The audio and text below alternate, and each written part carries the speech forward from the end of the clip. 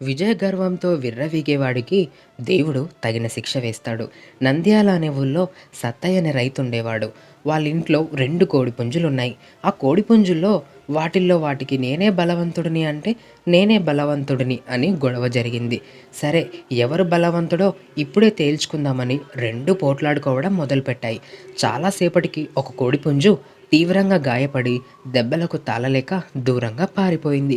గెలిచిన కోడిపుంజు విజయగర్వంతో పెద్దగా అరవటం మొదలుపెట్టింది. అప్పుడే పొలం నుంచి బాగా అలసిపోయి వచ్చి కునుకు తీస్తున్న సత్తయ్యకు గబుక్కుమని వాటి అరుపుకు మెలకువ వచ్చింది. పక్కనున్న కర్ర విసరటంతో ఆ దెబ్బకు కోడిపుంజు అక్కడికక్కడే కూలబడింది. కూలబడిందని చెప్పి హాస్పిటల్ తీసుకెళ్తామా? ఎంచక్కా మస్తాన్ గాని చికెన్ కొట్టుకు తీసుకునెళ్ళి ముక్కలు ముక్కలు కోయించి ఇంటికి తీసుకొనొచ్చి కొబ్బరి పాలతో చేసిన చికెన్ని అలా కసూరి మేతి ఫ్లేవర్స్‌తో వేడి వేడి అన్నంలో అలా కుమ్మేశా.